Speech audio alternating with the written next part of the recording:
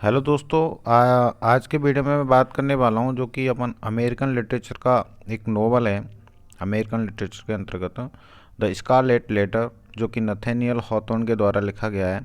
अपन इस नोवेल को आज स्टडी करेंगे। इसमें अपन देखेंगे सबसे इम्पोर्टेंट बातें, कुछ इसका इंट्रोडक्शन देखेंगे सबसे पहले इसके बारे में, फिर इसके कैरेक्टर्स को डिस्कस करेंगे, देन इसकी शॉर्ट समरी को अपन डिस्कस करेंगे क्या हुआ था, मेनली इसमें क्या है, थीम्स क्या हैं।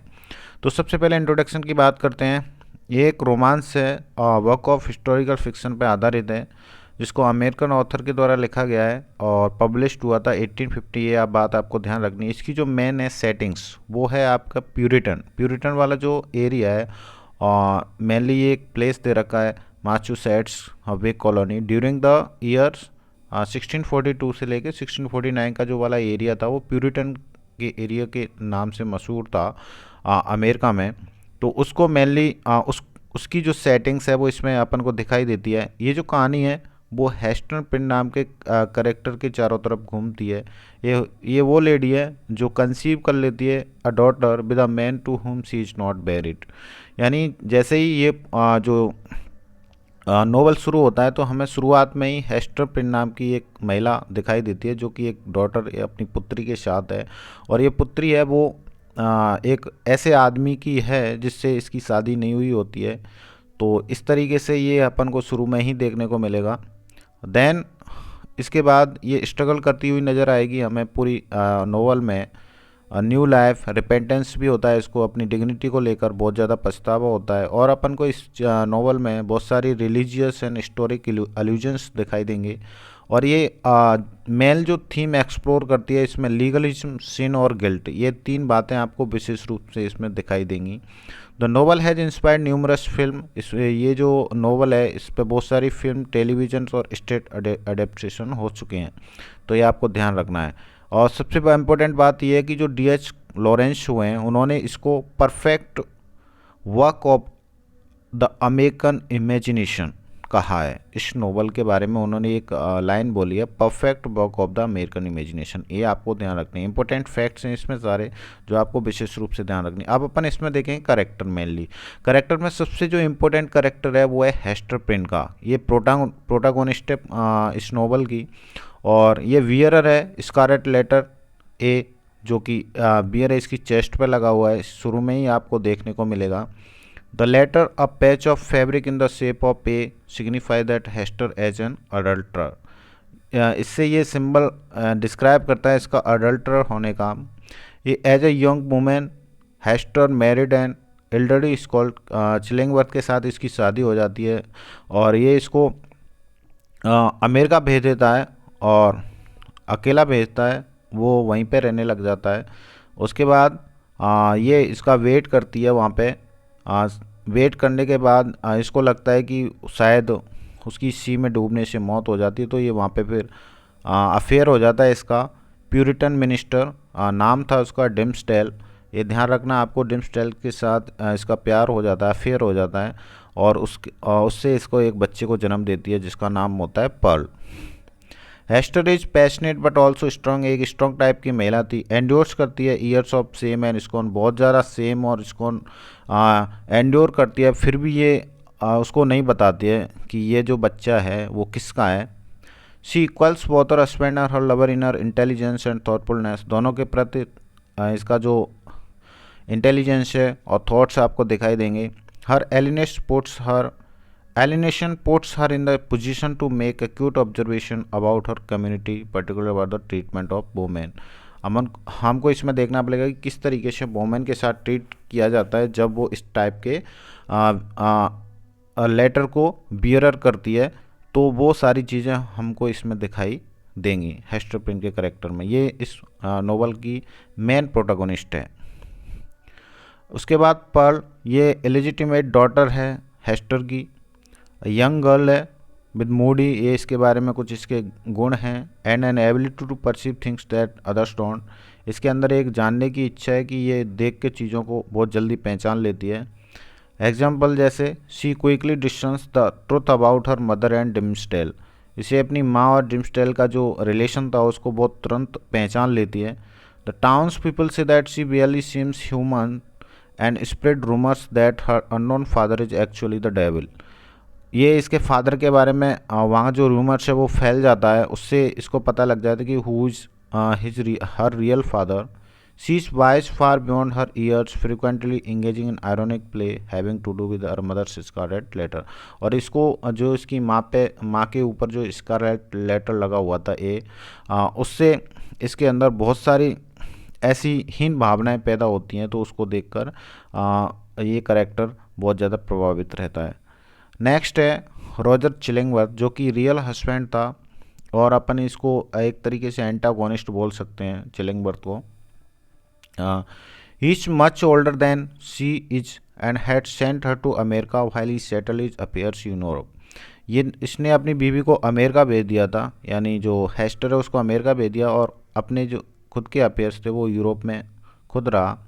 Because he is captured by native Americans, और इसको वहाँ के जो लोकल अमेरिकन्स थे उनके द्वारा पकड़ लिया गया था।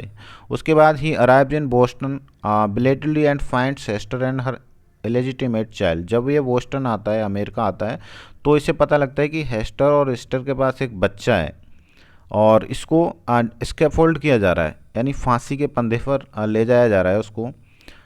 जब फिर जो चिलिंगवर्थ है वो रिवेंज लेने की कोशिश करता है, decide to stay in Boston despite is by betrayal और डिस्ग्रेस। और वहाँ पे अपनी पत्नी का जो धोखा था, उसको जो अपमान किया था, उसको जानने की इसके अंदर इच्छा होती है। मतलब who is the real father of that girl, ये वहाँ पे जानने की कोशिश करता है। स्कॉलर था, नॉलेजेबल पर्सन था ये। खुद को डिस्गाइज कर लेता है और एज ए डॉक्टर के रूप में वहाँ पे रहता है। इंटेंट और discovering tormenting Hester synonyms lover, और ये उस लवर को परेशान करता है जो कि जो हेस्टर का लवर था उसको बहुत ज़्यादा परेशान करता है, टॉर्मेंट करता है उसको एनोनिमस बन के। Chillingworth is self absorbed and बहुत फिजिकल एंड साइकोलॉजिकल मॉन्स्टर्स, इसको फिजिकली और साइकोलॉजिकल मॉन्स्टर्स कहा गया है इसमें। His single minded pursuit reveals him to be the most malevolent character in the novel. Malevolent character कहा जाता है और अपन इसको एंटागोनिस्ट बोलें तो इसमें कोई कमी नहीं होगी। एक तरीके से इस नोवेल का एंटागोनिस्ट है रॉजर चिलिंगवर्थ, ये आपको ध्यान रखना है। नेक्स्ट करेक्टर है आर्थर डिम्सडेल, जो कि लवर था। Dimmesdale is a young man who achieve fame in England and as a theologian and then immigrated to America. उसके बाद अमेरिका में आ गया था। In moment of weakness he and Hester becomes lover. ये और हेस्टर दोनों लवर्स बन जाते हैं। Although he will not confess it publicly, ये कभी पब्लिकली इसको एक्सेप्ट नहीं करता है और इसके बावजूद भी ये अपने बच्चे का बाप बन जाता है। He deals with this guilt by tormenting himself physically and psychologically. ये फिजिकली और साइकोलॉजिकली ये बहुत ज़्यादा परेशान रहता है। Developing a heart condition as a result, और इसका हार्ट धीरे धीरे प्रभावित होता है इस चीज़ से। Dimmesdale is an intelligent and emotional man, ये बहुत ज़्यादा इंटेलिजेंट था, इमोशनल आदमी था। And his sermons are the masterpiece of eloquence and persuasiveness. और ये जो लास्ट में उपदेश देता है, मरने से पहले ये उपदेश देता है और ये स्वीकार कर लेता है कि ये जो बच्चा है वो उसी का है, उसी समय इसकी डेथ हो जाती है। तो ये सारी चीज़ें मेन इसके सिंस को दिखाती है, किस तरीके से प्रभावित रहता है, वो सारी अपन को इसकी स्टोरी में पता चलता है।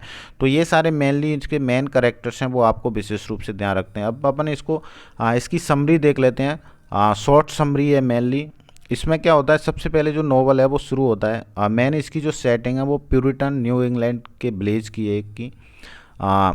वहाँ पे अपन को ये सबसे पहले नॉवल दिखाई देगा। शुरुआत वहीं से होती है। जो मेन करेक्टर है Hester Prynne, a young woman has borne a child out of wedlock.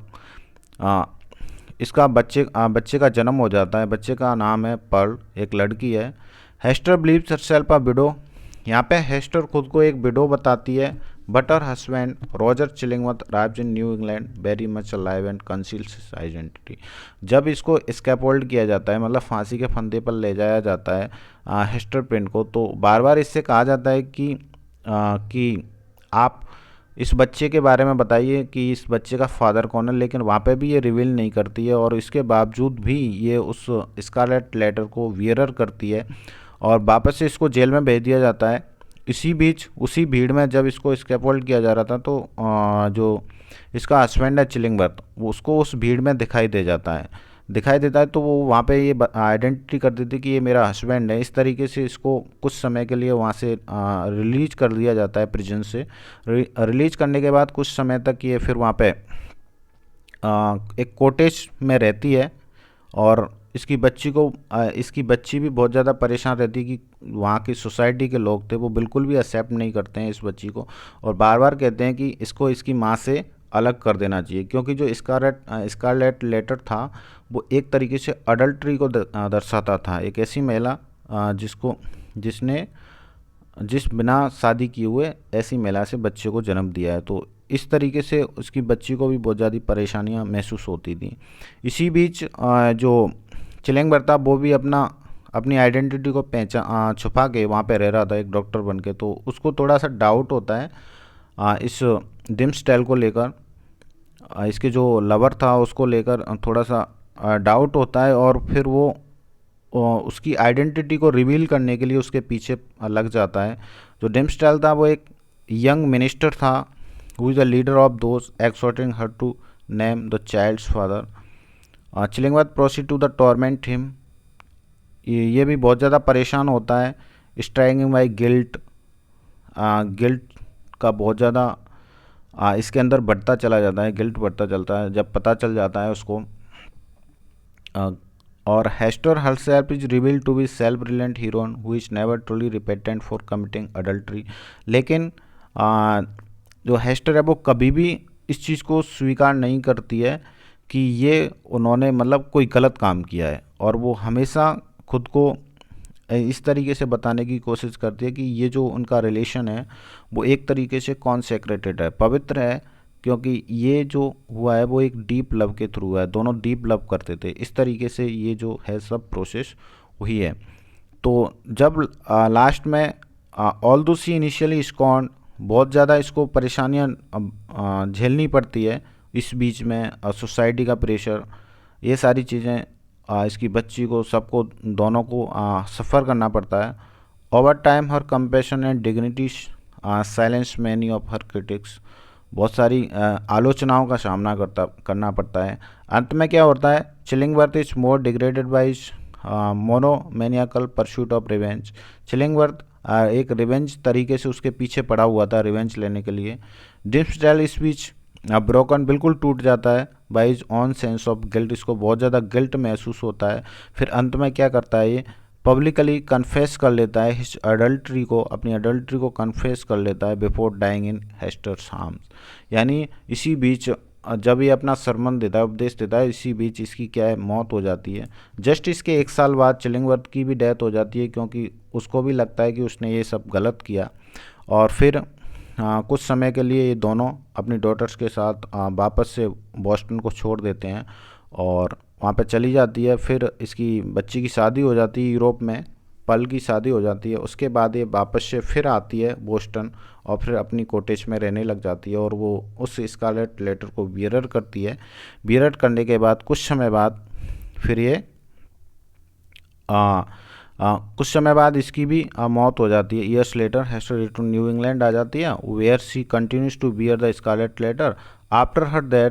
कुछ समय बाद इसकी भी डेथ हो जाती है, और इसको फिर डिम्सडेल के टूम के पास ही इसको दफना दिया जाता है, और उस पर लिख दिया जाता है, inscribed with on a field sable the letter A gules. मतलब उस पर लिख दिया जाता है कि ब्लैक उसका बैकग्राउंड है, उस पर ए लेटर रेड कलर में लिखा हुआ है। इस तरीके से ये जो नोवेल है वो अंत हो जाता है इस नोवेल का। और इसमें मेन जो थीम है वो सिन और गिल्ट आपको हर जगह दिखाई देगा, हर कैरेक्टर के अंदर ये आपको मेनली दिखता है। तो इस तरीके से ये जो नोवेल है वो एंड हो जाता है। तो थैंक्स फॉर द, अगर आपको अच्छा लगे हो, अगर कोई कमी इसमें लगी तो आप कमेंट में ज़रूर बताएं। और इस तरीके से ये जो नोवेल है वो ख़त्म हो जाता है। Thank you.